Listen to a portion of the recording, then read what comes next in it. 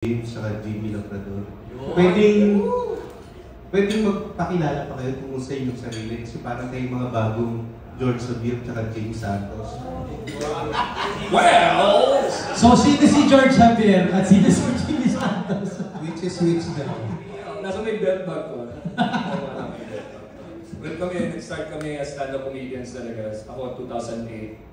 So, nag-start ako with Comedy Cartel. Actually, mga brainstormers na nag-add din sa comedy ng movie na to is part of Comedy Cartel.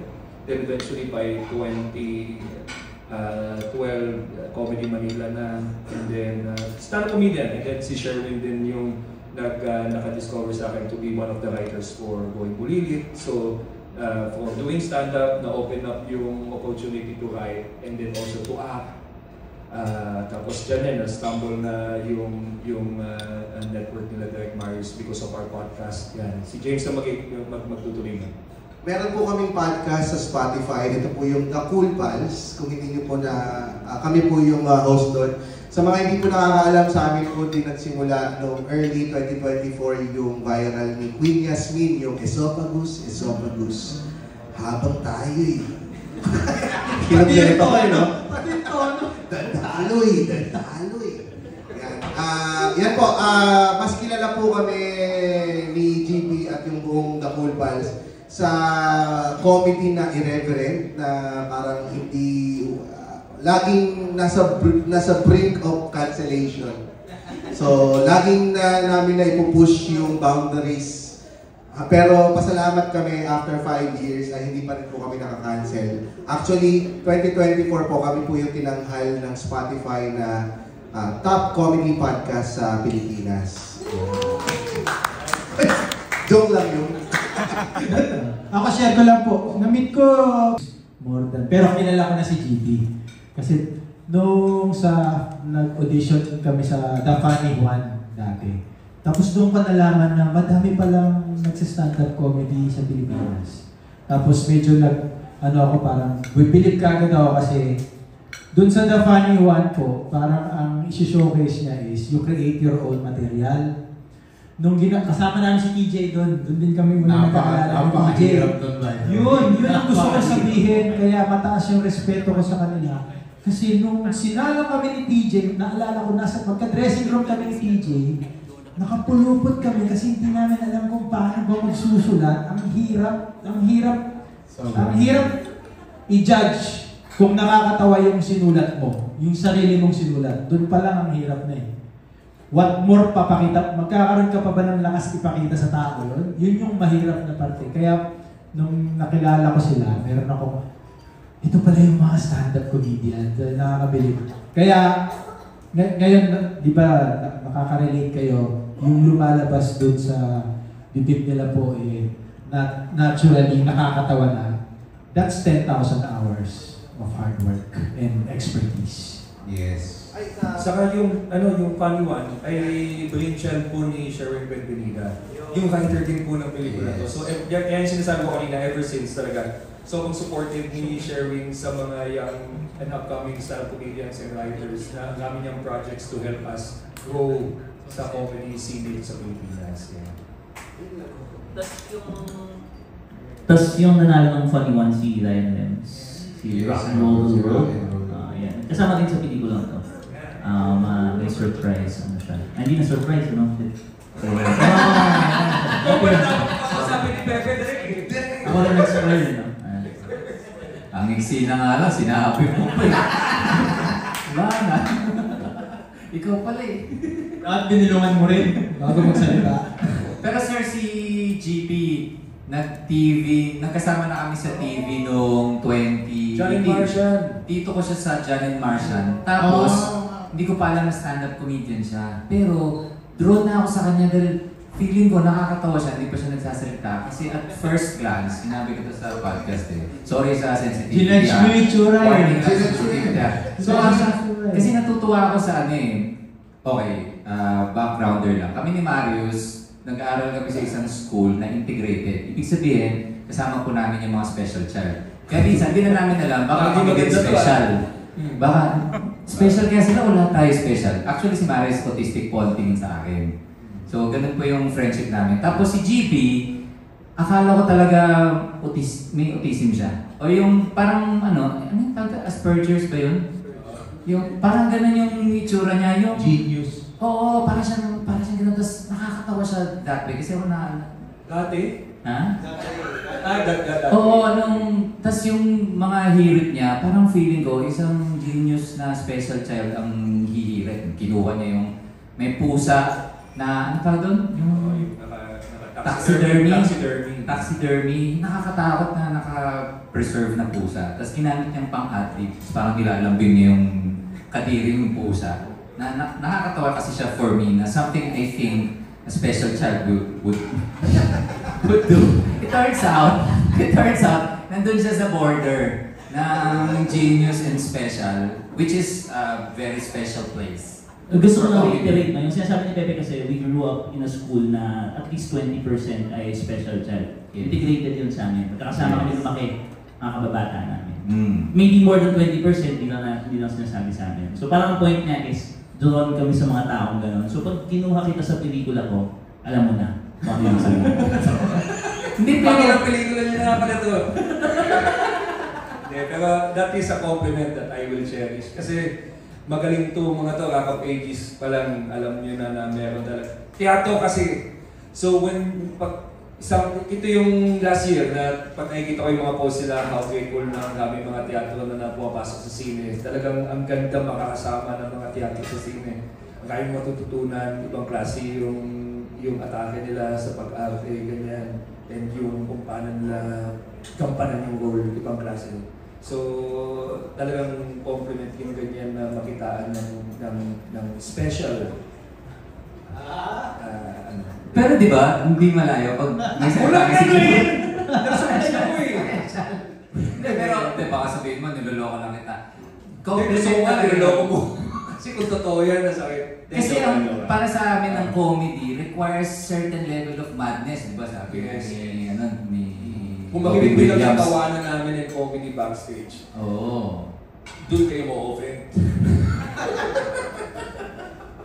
Hindi, pero... na po ba nila?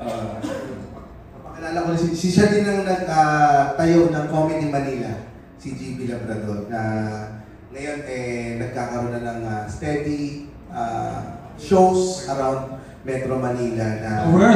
The world. Gig sila sa Australia. At Teka, si James, masyado natin binido si GB. Si James naman. Sino ka ba, James? ako naman po may Down syndrome.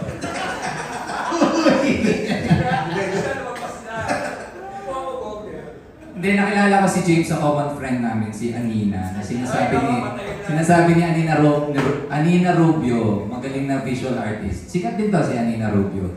Sobrang nakakatawa raw si James, pero hindi ko pa siya kilala. Tapos nung nakita ko yung picture, okay, sige, hindi, parang pwede, nakakatawa. Hindi ba na makikita agad sa mukha eh. Pero nung napanood namin siya ni Marius, well, inimbitahan ako ni Marius sa The Very Best of Comedy Manila. Siya yung last, tapos sinasabi nila rin, ayaw nila talagang sumunod kay James. Gusto nila si James yung last. So bakit ganun? Siya ba yung pinakamagaling sa inyo? Kaya gusto niyo siya yung last? Hindi, it turns out, bukod sa napakagaling niya, grabe yung energy. Sobrang taas, kaya kailangan niyo siyang panoorin talaga. Tsaka po sa lahat ng pelikula, nandun na po kami ni GB Labrador. Kasi bago po ipalabas yung pelikula, may MTR CD. Ando kami. So, nasa Avengers din po kami. Ano yung papanoodin natin? Before manood ng pelikula. Yung yung parang pamilya. Andun din si Donna, di ba? Na si James nasa poster. Parang Indiana Jones. Sabi lang po ang artista mo kapanood niyo sa umpisa bago magsimula yung pelikula. Uy, mas patindi yun. Lahat ng pelikula manyang kayo. Lahat po. Tatlo, no? Iangat ang toilet seat pagka iiyak. Huwag ipasok ang sapatos sa living room. Tsaka hugasan ng pinggan pagkatapos kumain. Ano ba ito sa asawa sa nanay? Ayan, salamat boys. Maraming salamat for answering the question.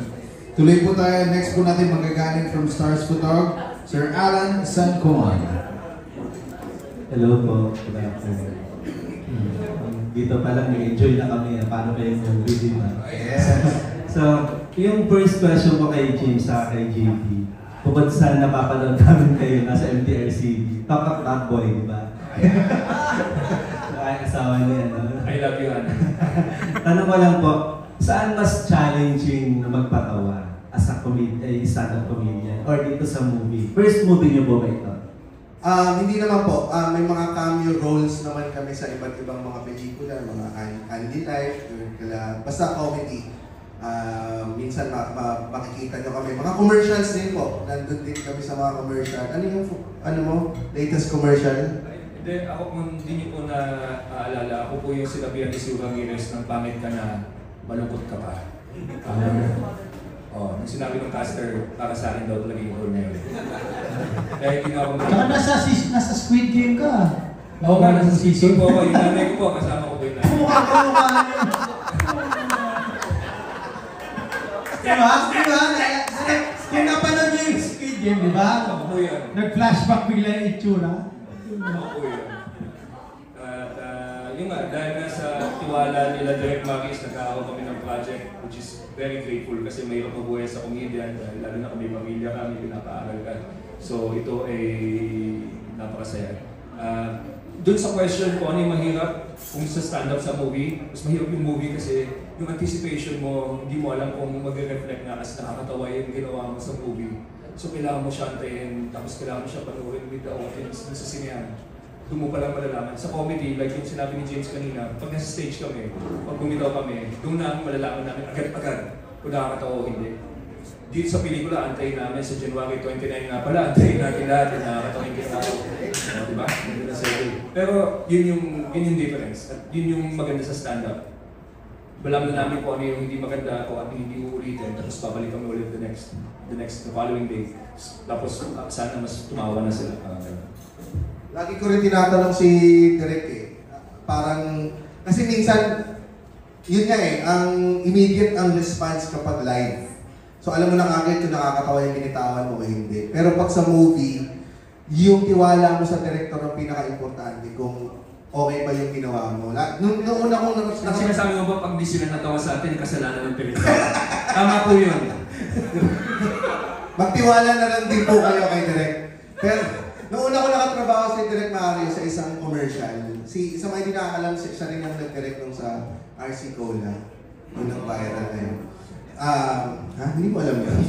What a friend! Sa Mga mo RC. Yun yun eh. Mga mo RC. Tinanong ko si Direk noon na pag sinabi mo bang good yung take, okay na talaga yun? Okay na. Kasi minsan hindi ka fulfilled dun sa ginawa mong acting. Pero nung sinabi naman yan, basta good ako, good yun para sa akin. Alam ko kung paano tumakbo yung buong pelikula, buong shoot. So, doon kami bumabangko as first na, pero ito yung first major role namin sa pelikula. Kaya doon kami talaga bumabangko sa tiwala kay Direk Marius. Thank you, James and Jim. Yung last question ko for Pepe. Tanong ko lang, sabi kasi kanina, di ba? For the questions.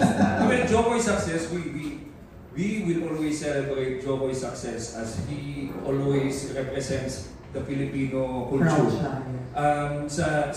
Kung anong ginagawa ng comedy Manila sa pag-promote ng stand-up, ang laking tulong ni Jokoy kasi tinaas niya yung awareness ng Pilipino sa stand-up. So dati kasi pag magsiset kami, sasabihin pa namin, observational, hindi kami manlalait, wala kang makukwento lang kami. Now, sasabihin lang namin, kaya si Jokoy, yan, gagawin namin yung parang style ni Jokoy, pero mas lower budget.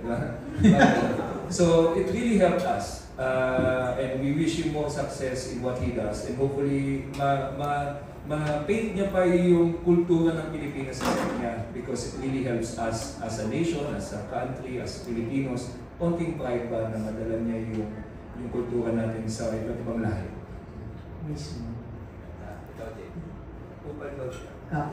Baka may sabi ako eh. Hindi, sana lang kaya Jokoy, kung nanonood ka man Jokoy, no?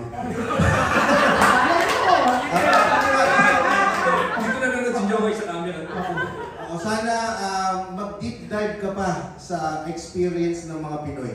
Kasi ang experience si Jockey is more of film experience. So sana, para mas makarelate pa ang mga Pilipino sa'yo, mag-deep dive ka pa kung ano ang kultura natin. Kasi hindi lang kami, ang Pilipino ay hindi lang para sa mga accents, hindi lang kami adobo, yan.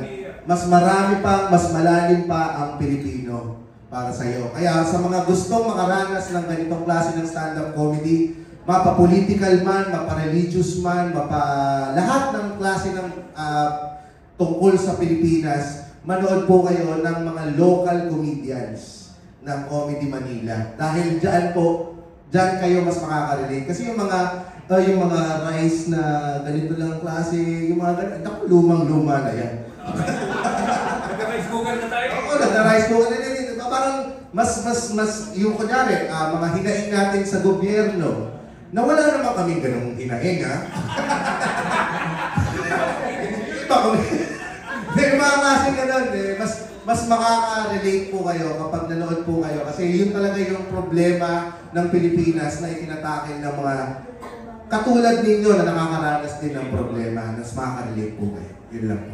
Thank you very much. Salamat po, Miss Dali. Miss Dali. Thank you po. Idol ko po kayo. Maraming salamat, Miss Carol. Thank you, guys. Gigil talaga. Congrats sa new movie, ang ganda ng trailer. Okay, so, 10 utos. Kung dadagdagan niyo 10 utos ng isang utos, ano yung utos na yun? Lahat ng cast. Kung may gusto kayong idagdag sa 10 utos, anong utos niyo? Thou shall honor thy planet. Yes. Ako po, thou shall not be righteous. Kasi yun ang kaiba, yun ang sa ating mga tao na, kaya ito, feeling ko, itong pelikulang to, tumitira ito sa mga tao masyadong righteous, masyadong, mas religious ako kaysa sa'yo. Dahil hindi na, matuto tayo makipagkapwa-tao. Hindi katulad ni Joe. Hindi, joke lang. Ayan na. Joke lang, wala yan, ha? Ayan na. May hugot. Sino pa? Actually, for a comedian, thou shall not be too sensitive. Na, diba? Parang dapat matuto tayo na accept na there are things that ganyan talaga siya, like especially comedy. Hindi siya dapat i-restrict, dapat enjoy natin siya for what it is. So pag nilabanan natin yung comedy at binigyan natin restriction, then sinusuppress natin yung humor na hindi siya nagsashine. So let us all learn to accept what comedy is here for. Diba? Talagang hindi siya nilagay dyan para komportable tayo lahat. It is to shake us, to make us think, to make us laugh at the same time. So malaking importansya sa buhay ng tao. So yun yung kaya thou shall not be too sensitive. Thank you. And Jet? Ano ba? Siguro in connection dun kay James, yung thou shall not be righteous. Parang, ako naman, parang you should be open-minded to all the possibilities of your reality as of the moment. Para walang division. Diba? Hindi ka relihiyon, kultura, tradisyon, yan yung muna. Kaya nagkakagera. Pag nirepress mo yung sinabi ni Jay sa ibang religion, pwede siyang, thou shall not condemn something that you don't understand. Very well said. Ganda. Good answers kayo lahat. Okay, so good luck sa movie. Thank you. Maraming salamat po.